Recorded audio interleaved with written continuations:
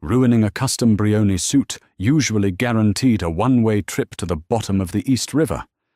Today, it merely meant Dante Moretti's new secretary had tripped over her own feet, launching scalding espresso.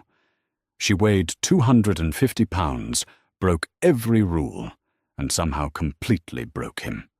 Panic was the standard scent in the executive suite of Moretti Logistics. Situated on the top floor of a sleek glass high-rise in Tribeca, the import-export firm was a multi-million-dollar front for the most ruthless faction of the Sicilian Cosa Nostra operating on the East Coast. Dante Moretti, the don of the family, ran his empire with the precision of a Swiss watch. He wore bespoke Italian wool, checked the time on a platinum Patek Philippe, and demanded absolute terrifying perfection. 6 secretaries had quit in the last month. One lasted 4 days before a nervous breakdown. Another sprinted out of the building in tears after Dante merely raised an eyebrow at a typo in a shipping manifest. The men in his organization, hardened enforcers who carried concealed Glocks under their Armani jackets, feared him.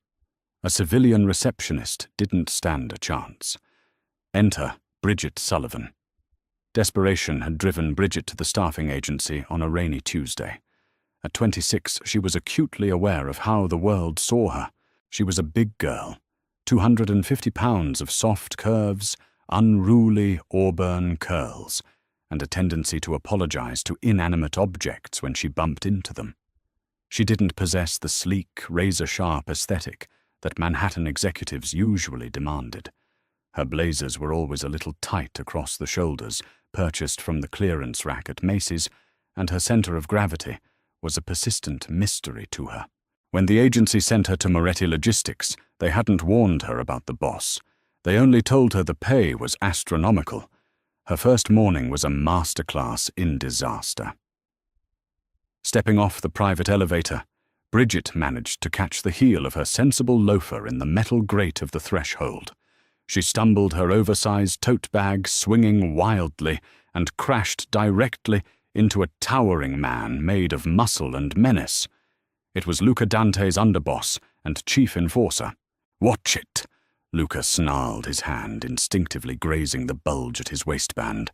"Oh, sweet mother of cheese, I am so sorry," Bridget gasped, scrambling to pick up a handful of loose tampons, half-eaten granola bars, and crumpled receipts that had spilled across the imported marble floor. She looked up, her round face flushed violently pink. "Gravity and I are in a bitter, ongoing feud." Luca stared at her. Women in their world were usually silent, calculating, and model-thin. This woman looked like a flustered baker who had wandered into a shark tank. He stepped aside, utterly bewildered, and pointed a tattooed finger toward the massive oak doors. "The boss is waiting. Bring him a black espresso. Lavazza. Double shot. If it's cold, he'll throw it at you." Bridget nodded frantically, her double chin trembling slightly. She marched to the executive kitchenette, successfully brewed the dark, viscous coffee, and balanced it on a silver tray. Taking a deep breath, she pushed open the heavy oak doors. Dante Moretti sat behind a desk crafted from reclaimed mahogany. He was breathtakingly intimidating. High cheekbones, a sharp jawline, dusted with dark stubble, and eyes the color of a winter ocean. He was currently reviewing a ledger detailing millions of dollars in illicit weapons shipments, though to the untrained eye it looked like olive oil inventory. He didn't look up. "Put it down.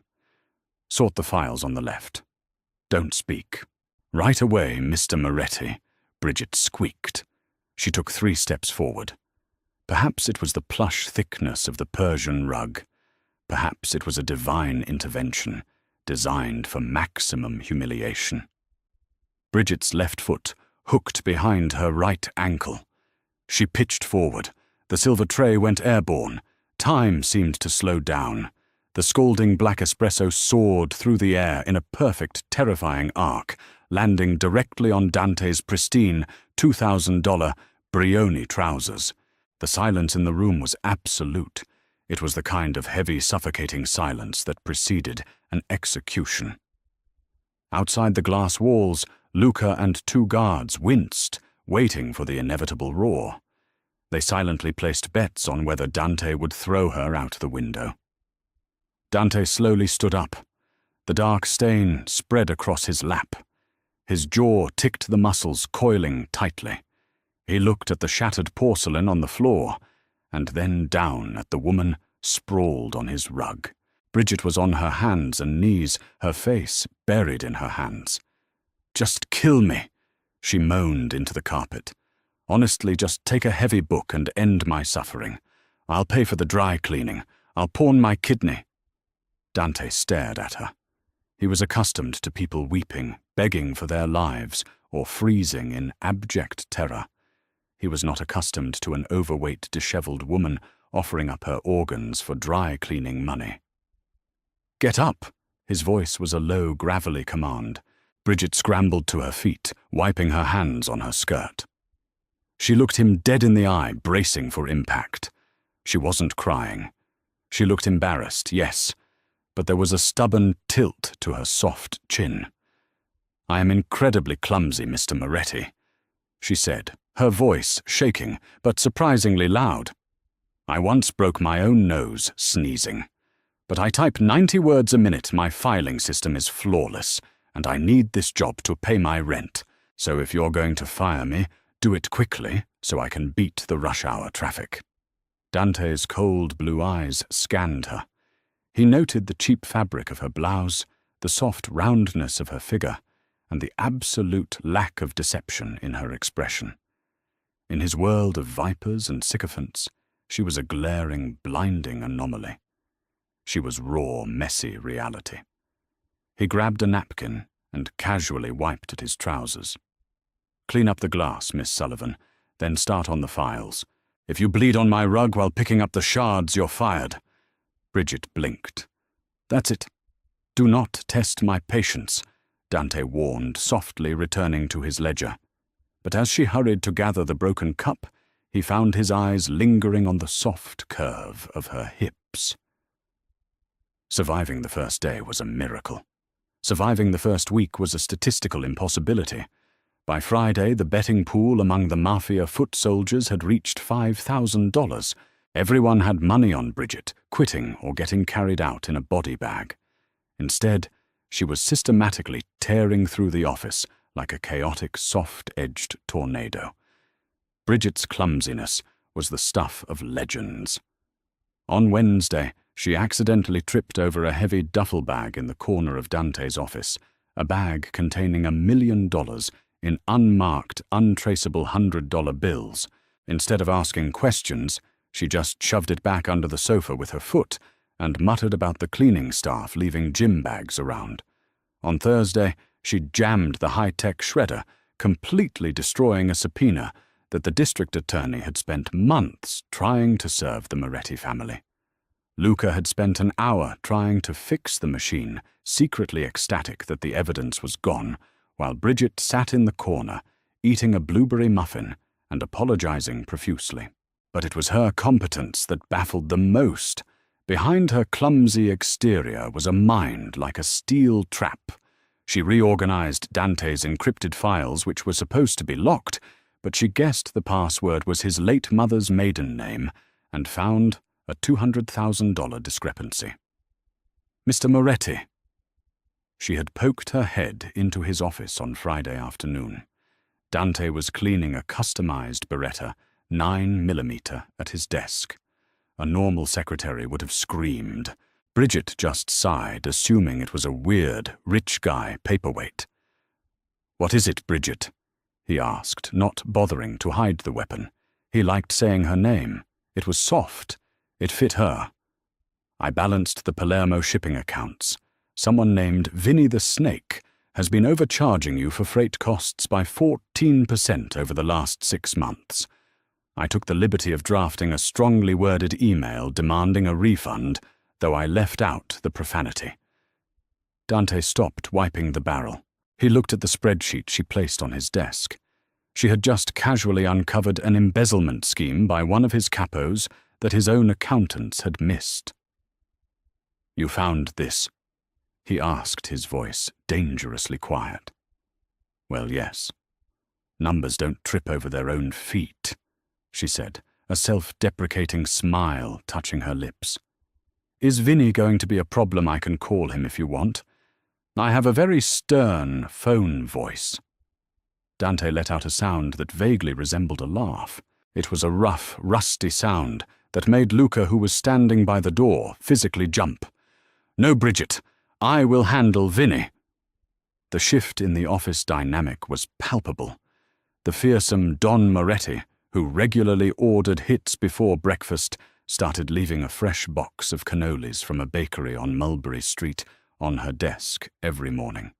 He claimed they were extra from client meetings, but Bridget knew he only met with heavily armed, terrifying men who didn't eat pastries. She felt a strange, terrifying warmth blooming in her chest whenever he looked at her. He didn't look at her the way men usually did, with either immediate dismissal of her size or creepy fetishization. Dante looked at her like she was the only real thing in a room full of ghosts.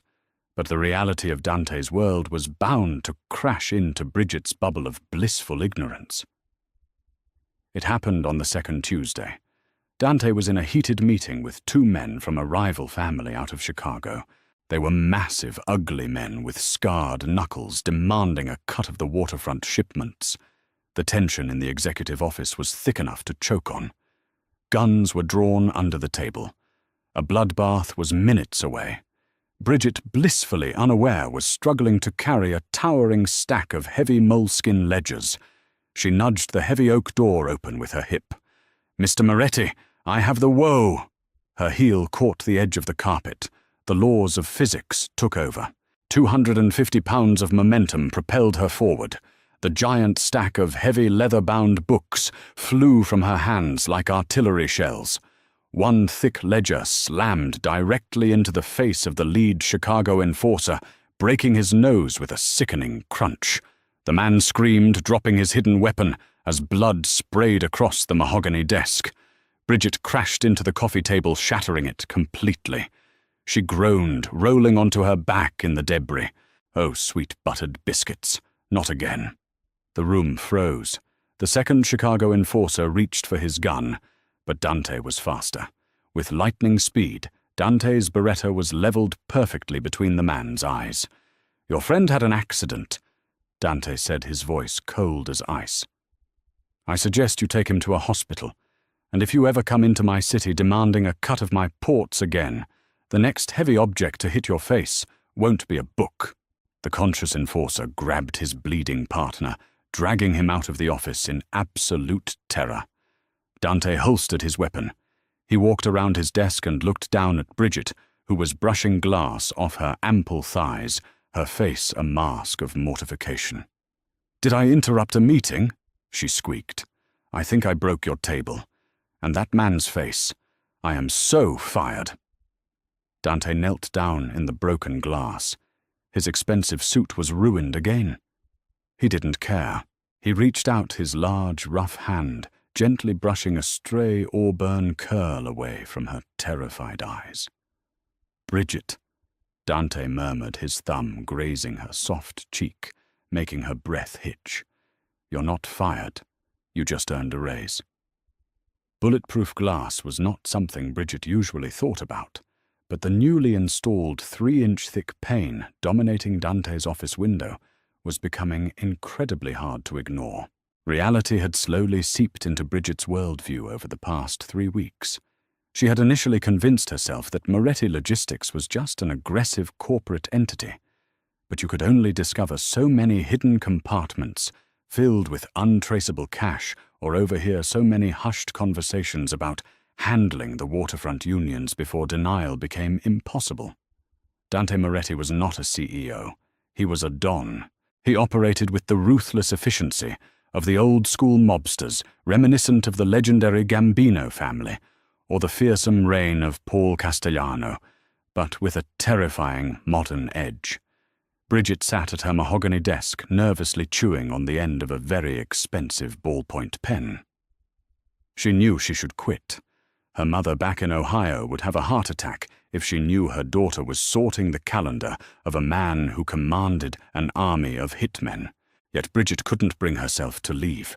The pay was clearing her crippling student debt, the health insurance was stellar, and then there was Dante.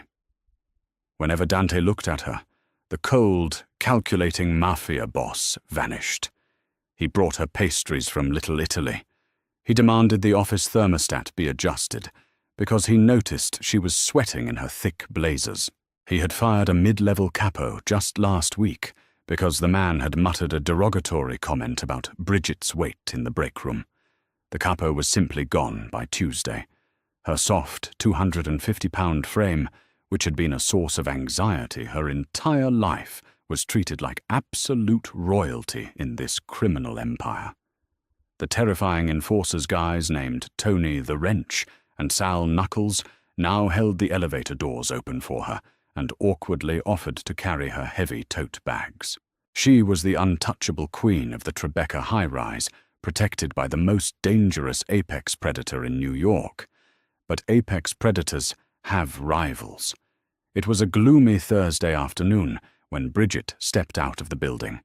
Dante had been locked in a tense meeting with his inner circle regarding a hostile takeover attempt by Frankie Russo, a brutal, erratic upstart from the Brooklyn faction.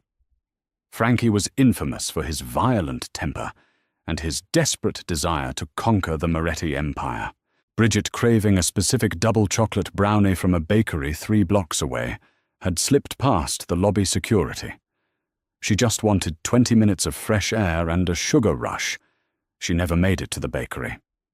As Bridget waddled down a quiet alleyway to take a shortcut, a black, unmarked cargo van screeched to a halt beside her. The side door slammed open. 3 large men wearing tactical gear and dark ski masks jumped out. "Grab the fat one, Frankie wants her alive," one of the masked men barked. Bridget didn't even have time to scream. A rough hand clamped over her mouth, tasting of stale cigarette smoke and cheap leather. She thrashed her heavy body, proving surprisingly difficult for the men to maneuver. "Jesus, she's heavy! Lift her, you idiots!" another voice yelled. "I have a glandular issue, you absolute cretin!" Bridget muffled against the leather glove, kicking her sensible loafer directly into the shin of the closest kidnapper. He howled in pain, but there were too many of them. They shoved her violently into the back of the van. Her head cracked against the metal floor plating, and her world dissolved into a fuzzy, terrifying darkness. When Bridget regained consciousness, the smell of mildew rust and old fish immediately assaulted her senses. She groaned, trying to rub her throbbing head, but her hands were bound tightly behind her back with thick nylon zip ties. She was sitting on a flimsy wooden chair in the center of a massive abandoned warehouse. Rain pounded against the corrugated tin roof above. "Look who finally woke up." A grating, nasally voice echoed through the damp space. Bridget blinked rapidly, her vision clearing, to reveal a wiry man in a cheap, shiny silver suit. He had slicked back dark hair and a permanent sneer. This had to be Frankie Russo. He looked exactly like the kind of man who would try to overcompensate for his lack of intellect with excessive violence. "Who are you?" Bridget asked, her voice shaking. She tried to shift her weight, but the wooden chair beneath her creaked ominously. It clearly wasn't rated for a plus-size woman. "I'm the guy who's going to take down Dante Moretti," Frankie sneered, pacing around her. He pulled out a sleek silver cell phone. "And you, Miss Sullivan, are my golden ticket. My spies told me Dante has a new pet. A clumsy, oversized secretary he's suddenly very protective of. It makes no sense to me, sweetheart. I mean, look at you. You're no supermodel. But word on the street is that Dante would burn the city down for you." Bridget felt a hot flush of shame and fear crawl up her neck. Even in a kidnapping, her weight was a punchline. "He won't negotiate with you," she said, trying to sound braver than she felt. "He's a businessman. I just answer his phones. I spill coffee on him. I am a liability. You've wasted your gas money." We'll see about that. Frankie laughed cruelly. He dialed a number and put the phone on speaker, holding it up so Bridget could hear. The line rang twice before a voice answered. The sheer icy rage radiating from the speaker made the temperature in the warehouse plummet.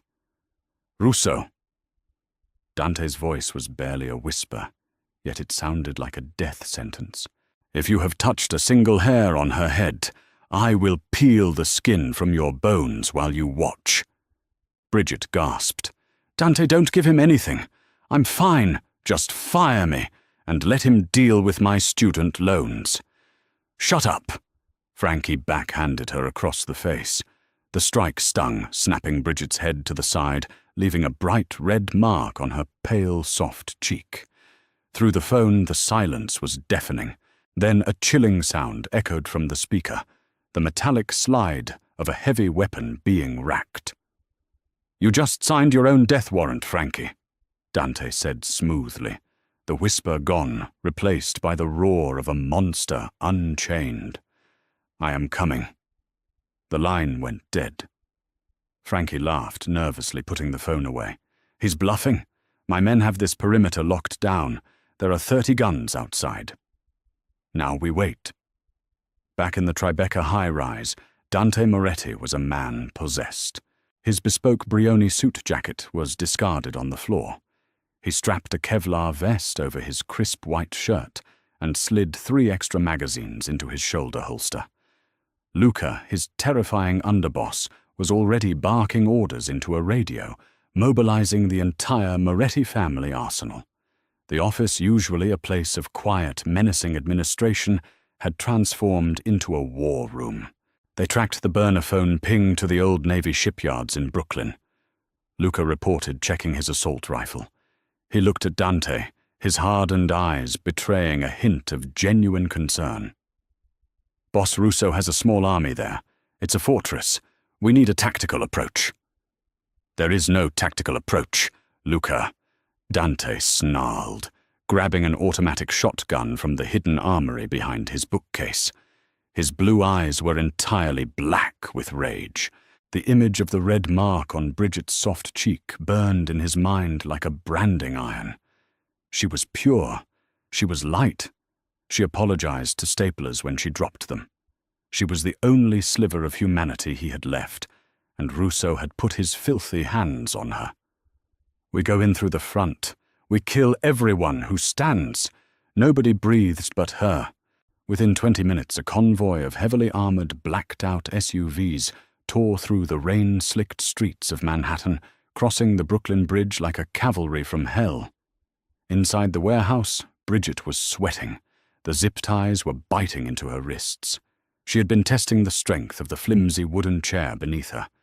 She knew her body. She knew she was heavy. For the first time in her life, she decided to weaponize her weight. Frankie was standing by the loading dock doors, nervously smoking a cigarette as he barked at his guards. There was only one guard left near Bridget, a large, sweaty man holding a baseball bat, looking bored. Bridget took a deep breath, shifted her center of gravity, and violently threw her 250-pound frame backward. The cheap wooden chair didn't stand a chance. It shattered instantly upon impact with the concrete floor. Bridget hit the ground hard, gasping as the wind was knocked out of her. But the violent crash shattered the backrest, loosening the zip ties just enough for her to violently yank her hands free. The guard with the bat spun around. "Hey, stay down, you fat cow!" he yelled, raising the bat and lunging toward her. Bridget scrambled to her hands and knees. Panic and adrenaline surged through her veins. She desperately looked for a weapon. Her hand brushed against a heavy rusted iron pipe lying in the debris. As the guard swung the bat downward, Bridget rolled to the side with surprising agility. The bat smashed into the concrete, sending sparks flying. With a frantic, uncoordinated swing, Bridget shoved the heavy iron pipe straight upward. She wasn't aiming. She was just flailing. But her infamous clumsiness struck again in the most miraculous way. The pipe caught the guard perfectly between his legs, right in his groin, with the force of a desperate, terrified woman. The guard's eyes rolled to the back of his head. He let out a high-pitched squeak that sounded entirely unnatural for a man of his size, dropped the bat and crumpled to the floor in a fetal position, vomiting violently. "Oh, sweet merciful heavens, I am so sorry." Bridget shrieked out of pure habit, tossing the pipe away. Suddenly the massive steel doors of the warehouse exploded inward. A heavy armored SUV rammed straight through the loading dock, crushing Frankie Russo's guards under its massive tires. The air was instantly shredded by the deafening roar of automatic gunfire. Dante Moretti stepped out of the moving vehicle before it had even fully stopped. He looked like the Grim Reaper clad in Italian wool and Kevlar. He moved with terrifying lethal grace. Every shot he fired found its mark. The syndicate soldiers under Frankie's command fell like dominoes. Luca and the rest of the Moretti crew flooded the warehouse efficiently, dismantling the rival faction in a symphony of calculated violence. Frankie Russo panicked. He pulled his pistol and aimed it blindly into the smoke, trying to find cover. Dante didn't even flinch. He walked through the hail of bullets as if it were a light drizzle, raised his shotgun and fired. Frankie was blown backward against the brick wall, his chest a ruined mess of crimson. He slumped to the floor dead before he realized what hit him. The gunfire ceased. The warehouse was eerily quiet, save for the sound of rain and the groans of the dying. Dante dropped the empty shotgun. His chest heaved as his frantic blue eyes scanned the smoky, blood-soaked room. "Bridget!" He roared, his voice cracking with a vulnerability no one in his crew had ever heard. "I'm down here!" A wobbly voice called out from behind a stack of wooden pallets. Dante sprinted over. Bridget was sitting on the dirty concrete, her clothes covered in dust and grease, holding her bruised cheek. Next to her, a large mobster was still groaning and clutching his groin. Dante dropped to his knees, his hands hovering over her, as if he were afraid she would break. He gently cupped her face, his thumb softly brushing the angry red mark Frankie had left. "Did he do this?" Dante asked, his voice trembling with a deadly edge. "Did he strike you? Yes, but it's okay, you shot him." Bridget babbled, tears finally spilling over her thick lashes.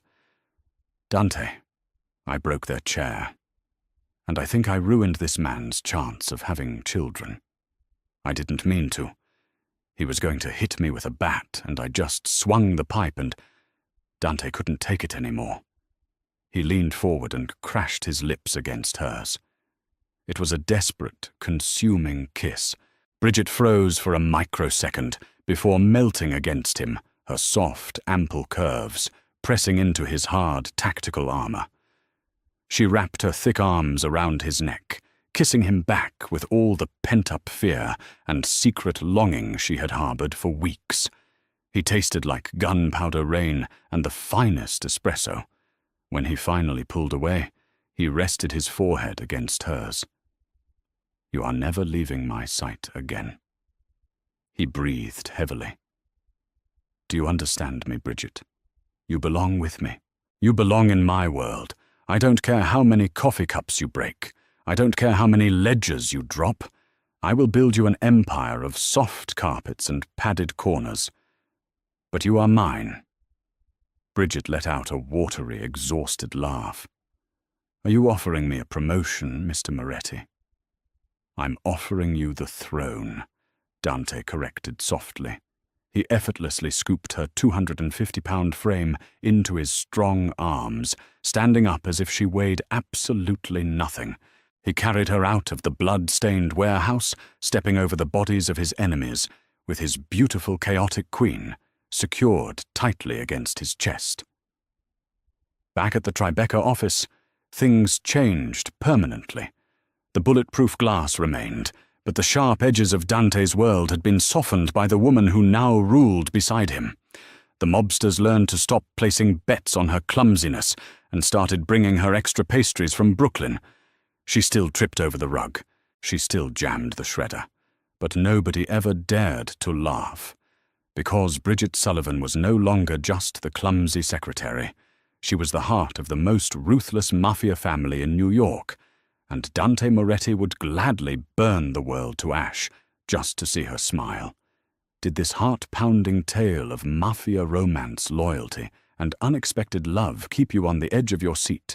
Bridget and Dante prove that sometimes the clumsiest mistakes lead to our greatest destiny. If you loved this audio drama, please hit that like button, share this video with your fellow romance lovers, and subscribe to our channel for more thrilling stories. Ring the notification bell so you never miss an upload. Leave a comment down below with your thoughts today.